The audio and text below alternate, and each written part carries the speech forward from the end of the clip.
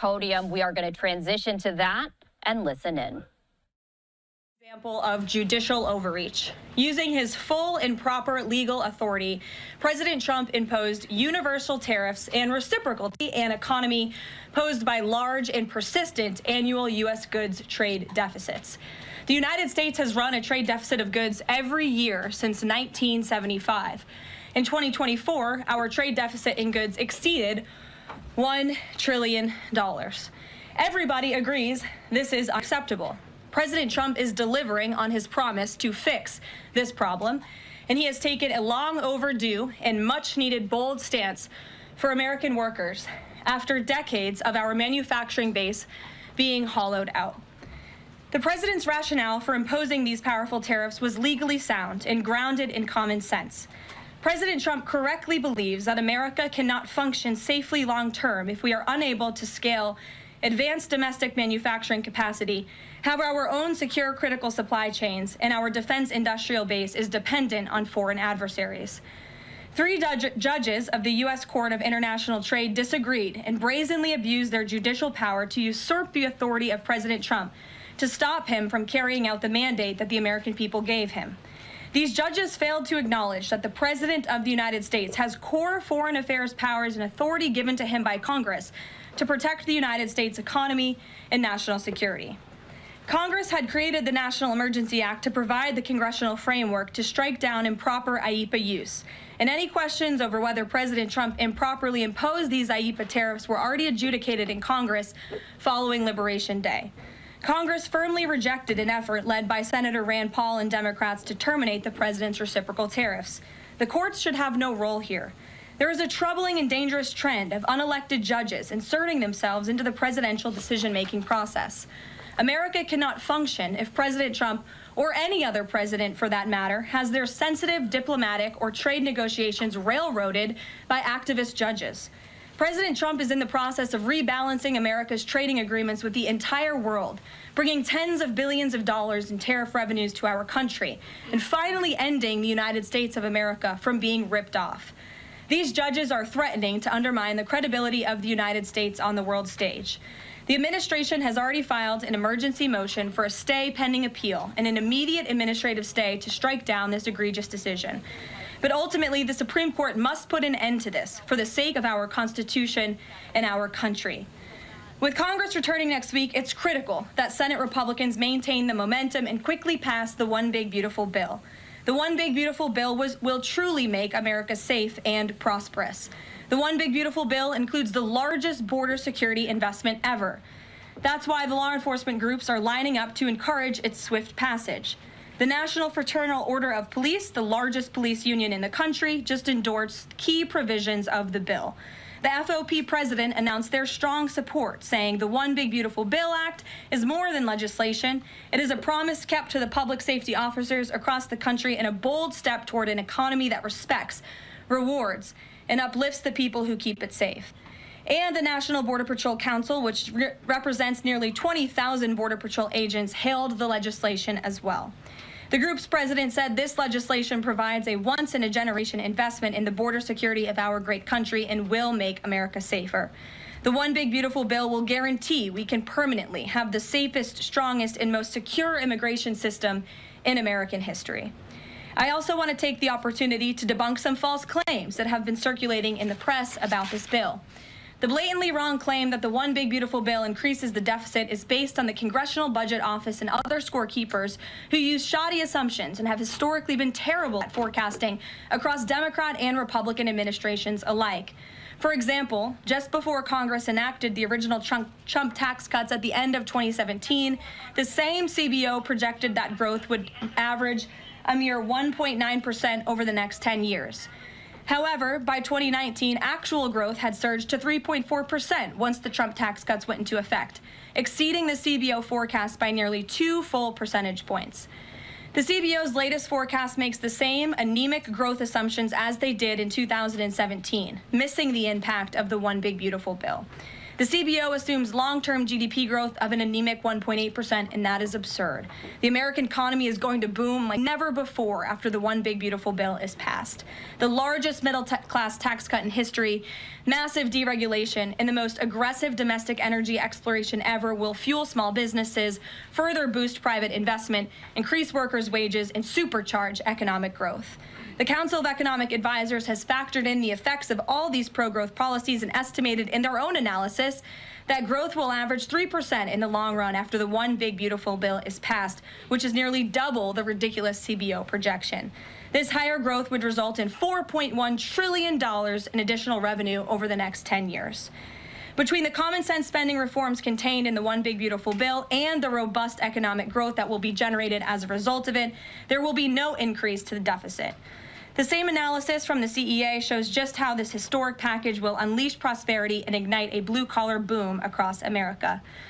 But if the radical Democrats get their way and the One Big Beautiful Bill does not pass, Americans will face a whopping $4 trillion tax hike.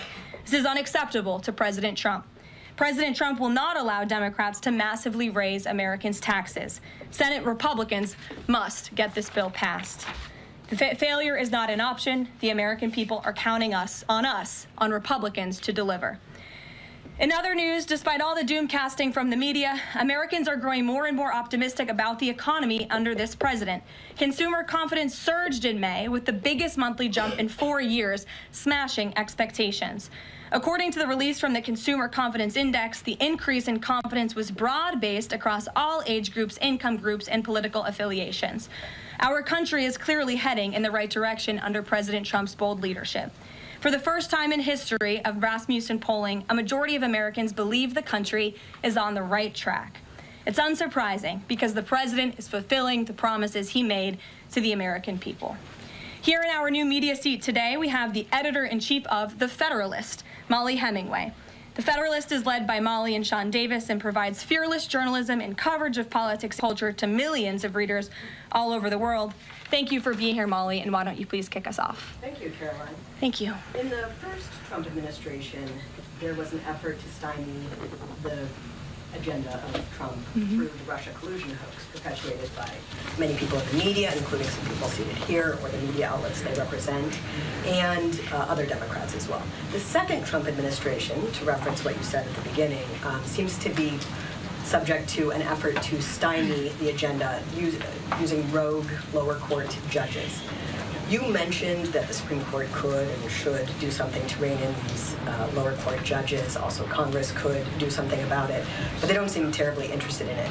It also seems there's not much of an actual coordinated effort from this White House to take and tackle this effort from judges, Democrats and other people using these judges to stymie the agenda.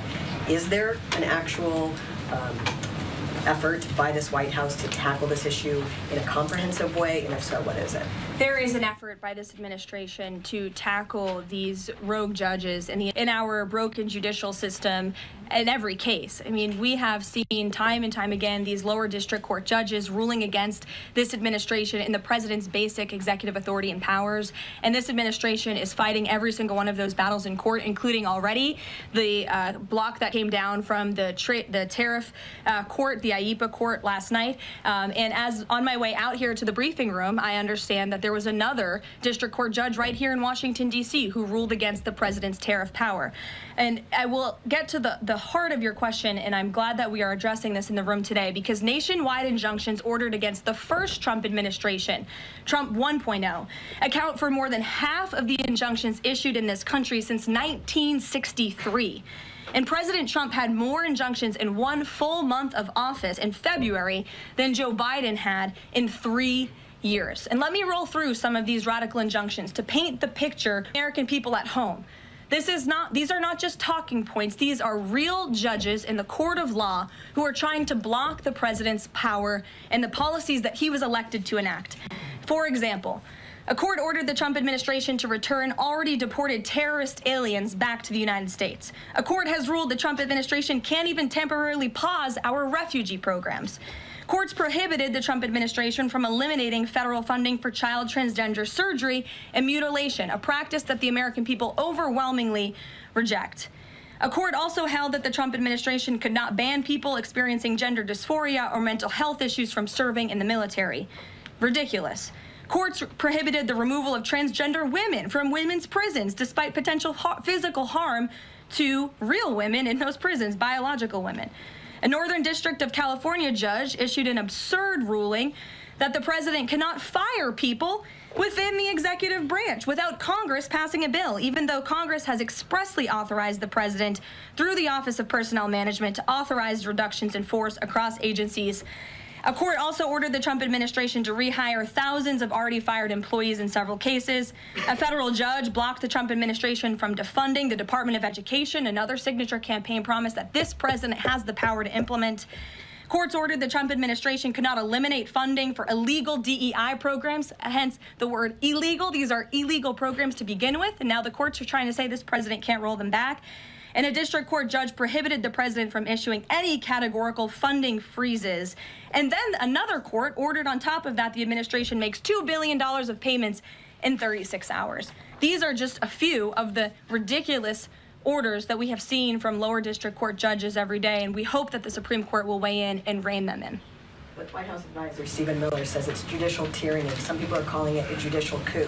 You're saying you're responding to each and every one of these actions, efforts by these judges to delay or thwart the implementation of the agenda. But is there going to be anything more than that, or is it just going to let this operation continue, even though it could delay everything for years until the presidency is over? The administration is operating under the directive given to from the president that we need to comply with the court's orders. He's made that very clear, but we're going to fight them in court, and we're going to win on the merits of these cases because we know we are acting within the president's legal and executive authorities.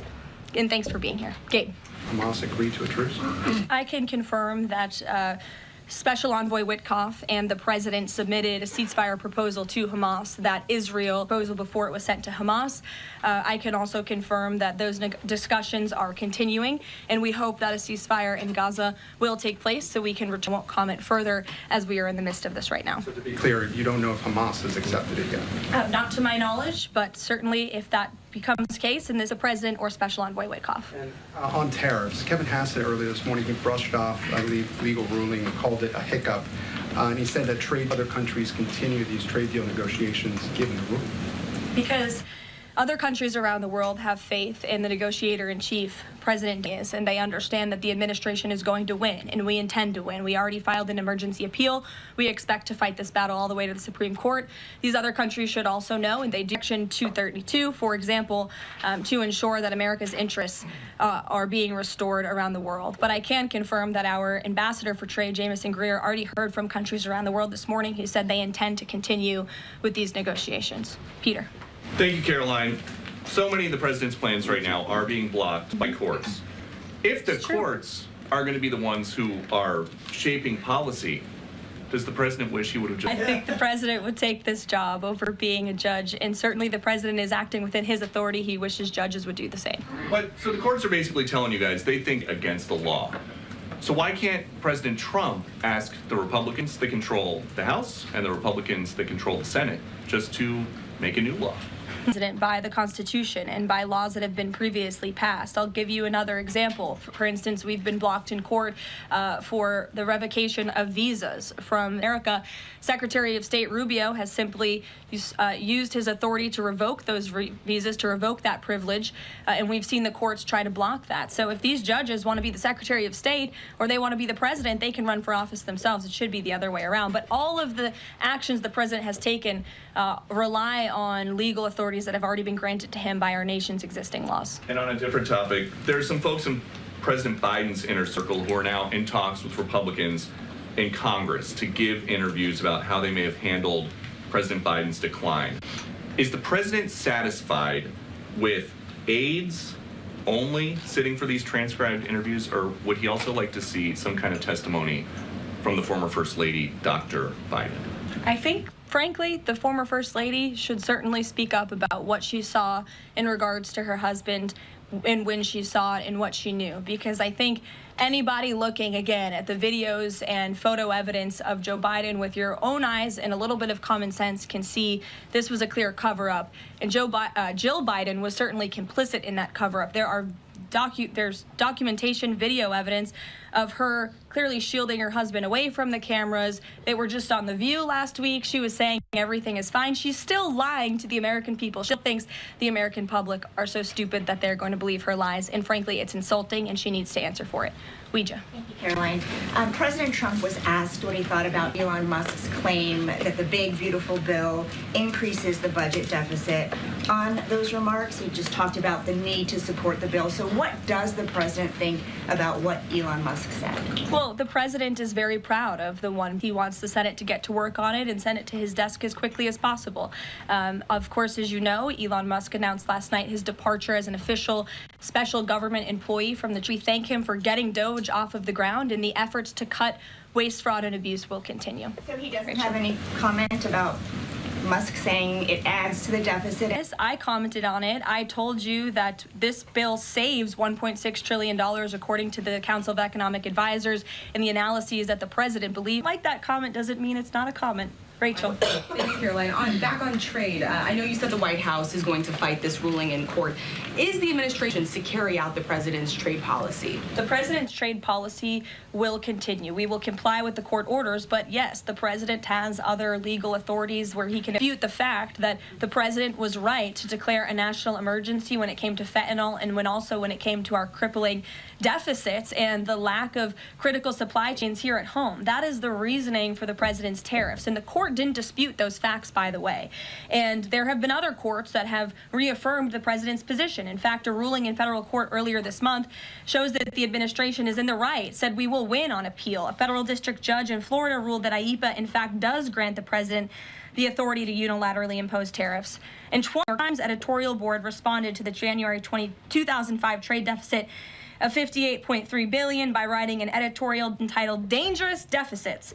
And since then, our trade deficit has more than doubled. The U.S. trade deficit in January totaled a whopping $131.4 billion. So people on both sides of the aisle, pundits, lawyers, legal scholars, politicians have all agreed that it is a national emergency, our trade deficits and our lack of critical supply chains here at home.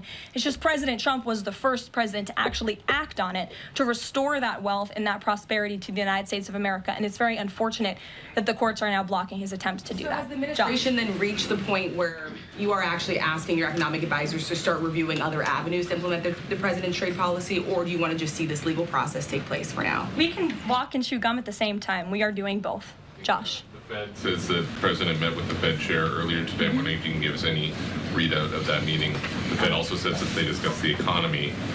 I imagine the president might have shared views on rates as well. But what can you share with us? I can share with you that we saw, the president and I both saw the statement that the Fed put out after the meeting.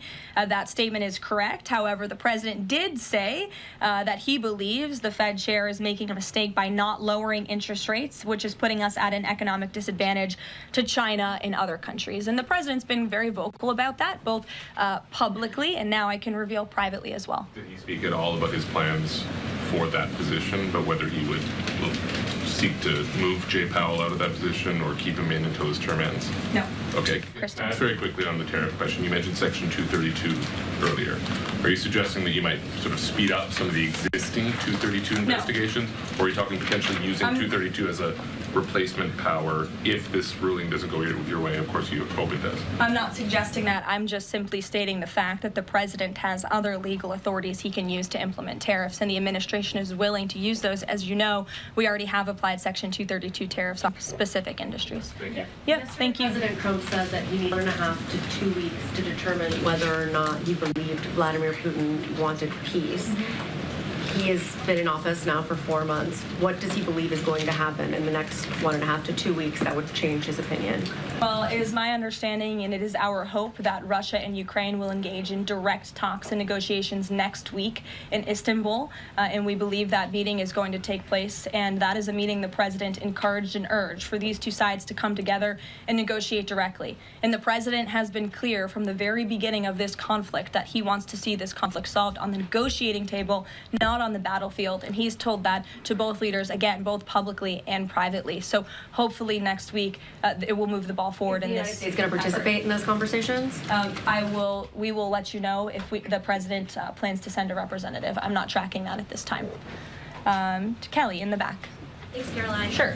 I wanted to just clarify once and for all the Qatari jet, the sale, or the gift, because the Qatari government is asking the U.S. to clarify that the jet's pending transfer was initiated by the Trump administration. So is this something that the White House is going to do? The amount of questions we've received, and we've been incredibly clear, and I have answered this, the president has answered this, the Department of Defense has answered this. This is a government-to-government gift transfer from the Qataris to the Department of Defense, to the United States Air Force. It is now in their hands, and for further details on where that stands, I would defer you to the Department of Defense and the United States Air Force. I have nothing more for you on that. Deanna. Thanks, Caroline. Two questions, one on the big, beautiful bill, one on immigration. Sure. Yesterday, Trump said, we will be negotiating that bill, and I'm not happy about certain aspects of it, but I'm thrilled by other aspects of it. Wondering if you could, share any specifics on that. And in immigration, do you know how many illegal migrants have taken Trump's voucher program so far and have deported themselves? I believe it's in the thousands of those who have chosen the easier route of self-deportation, and we certainly encourage all illegal aliens who are present within our homeland to take that option. It's a much more pleasant option than being deported, and we will deport you if you're here illegally. That's our intention. As for the first question, what the president was speaking about is how this is a great bill. However, it has come as a result of a hard negotiation. It's difficult to get things done on Capitol Hill, but thanks to President Trump, this bill is moving in the right direction, and thanks to House Republicans and the leadership over there as well, who did a great job mediating both sides of the caucus to move this bill to the Senate. And now the president, again, has told his friends on the Senate side and is already engaged in those conversations to get that bill back to his desk as soon as possible. Sure. Has this administration been briefed about the incident that happened in Gaza on Tuesday during the rollout of the Gaza Humanitarian Foundation distribution of aid to Palestinians there? And should there be a ceasefire, will this administration continue to rely on this foundation for the distribution of aid to civilians? Are you referring, what incident are you referring to? On Tuesday, when the aid was rolled out to Gaza for the first time in many months, and meals and food was given to hungry people thanks to President Trump. Yes, we were briefed on that plan. The president was the reason that aid went into Gaza, and he got the Israelis to support that plan. And I would add that the previous administration rejected such a plan to ensure that these starving and devastated people in the Gaza Strip were given humanitarian aid and assistance. And it was the previous administration that tried to build this pier, if you all remember it. It was brought to my attention this morning, and I thought that's a good point. Why don't I bring that up? Because there's been so much criticism. In fact, it was on the front page of a newspaper this morning about the criticism for this president having a humanitarian heart and giving people badly needed food and supplies.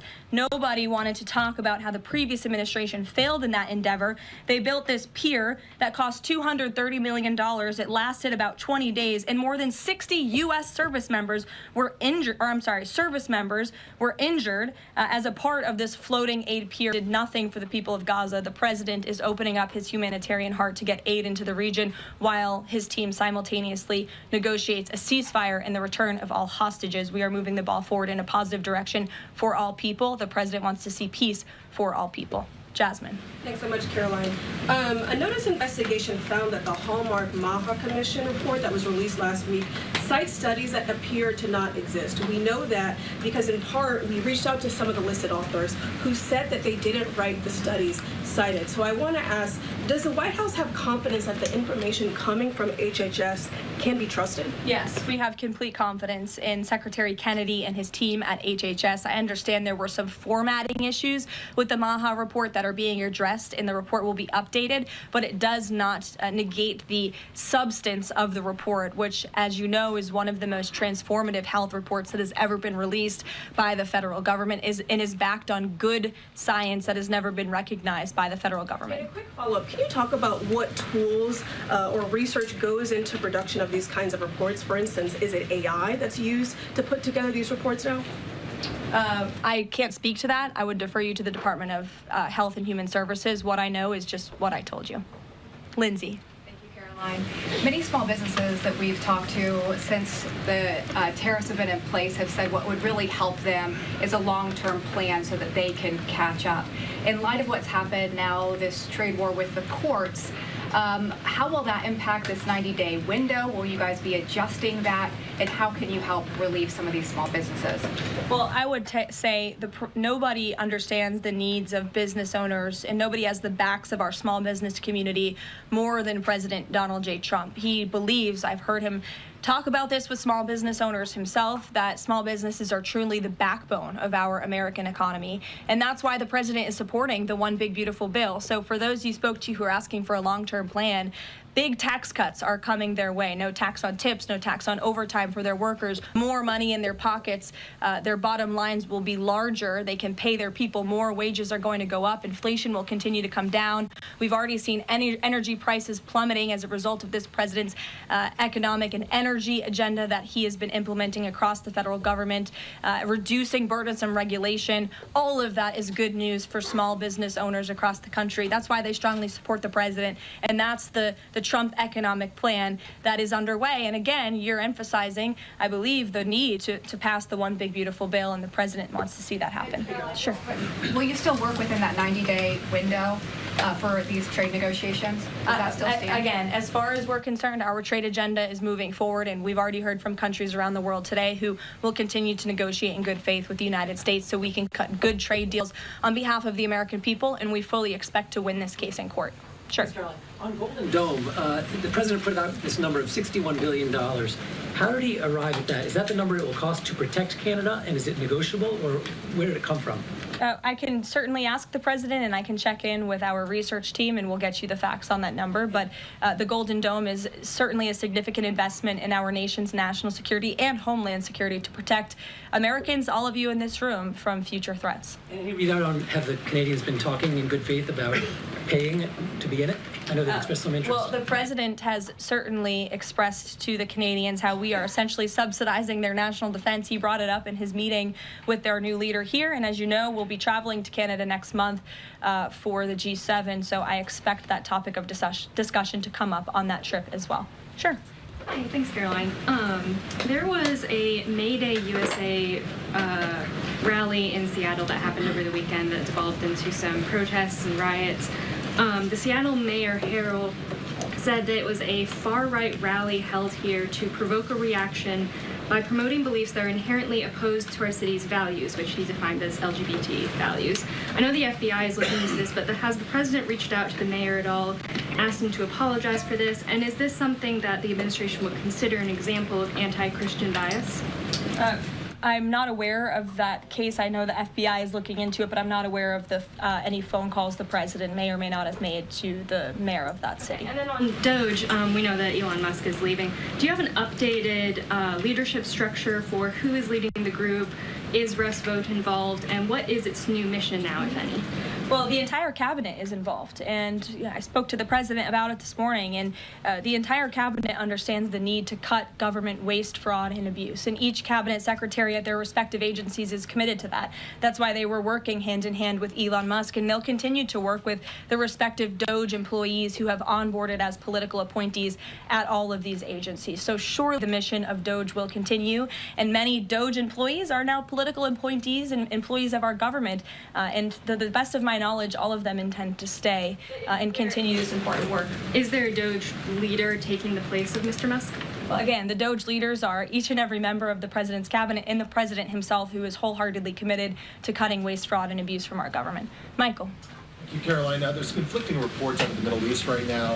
Saudi television network Al Arabia is saying that Israel and Hamas have agreed to a 60-day ceasefire. Sources with Hamas are saying that has not been agreed to. If and when that does happen, will we expect to hear something from President Trump announcing that? As I said earlier, yes, indeed. If there is an announcement to be made, it will come from the White House, the president, myself, or Special Envoy Witkoff. Finally, Caroline, One Big Beautiful Bill. The president says he's not happy with all aspects of it. What changes would he like to see be made? And can this bill be both big and beautiful? It is a one big beautiful bill, as the name rings true, and the president, as I said, is currently working with his friends in the Senate who have some recommendations for the bill. Those negotiations and discussions are continuing, but the president's ultimate priority is to get this bill back to his desk for signature, and the president's priorities in this bill are non-negotiable in terms of the tax priorities he wants to see and the large tax cuts in the border investments that are currently in this bill, he is not going to allow them to go away for the American people. Sure, go ahead. Yes, I wanted to ask you about, has the president spoken to any of these foreign leaders about these agreements that have been reached, specifically the case of the United Kingdom that already has an agreement in place after this decision of the court in New York? Has the president talked to foreign leaders about what? About the court decision in New York. Which court decision in New York? The trade court. Oh, the trade court decision. He did speak to the leader of Japan this morning, and he said that was a very good call and a good discussion. And as I said, the president's cabinet, Secretary Lutnick, Secretary Bessent, and Ambassador Jameson Greer have all been in touch with their counterparts in countries around the world to let them know the United States will still be at the negotiating table, and we still expect countries around the world to treat us fairly. Again, I will just close by saying that how ridiculous it is that we've been ripped off. Our middle class has been hollowed out. Our manufacturing base has left and gone overseas. Jobs have been offshored. And now no court did anything about that. No court did anything about hundreds of thousands of people being put out of work, about thousands of factories being closed down, about our deficits going to dangerous levels, as the New York Times has said. But now a court is trying to stop a president from trying to correct those wrongs of the past. And this administration will continue to do that. It's a promise the president made to the American people, and it's a promise they elected him on. We will win this battle in court, and the president will implement his America First trade policies. Thank you, everyone. Is the U.S. Steel situation tomorrow at the speech? I can tell you the president greatly looks forward to going to Pittsburgh, Pennsylvania, where he will discuss this historic deal and discuss American jobs and American steel, and we hope to see you all there. Thanks, guys. So that's the conclusion there to the White House press briefing. A lot of discussion, though, on the tariffs that federal judges have now blocked. A live look at the Dow Jones Index reacting to the very latest developments in this. Karoline Leavitt answering a lot of questions about this. Yesterday, a U.S. trade court did block most of President Trump's tariffs in a ruling on Wednesday that found the president overstepped his authority by imposing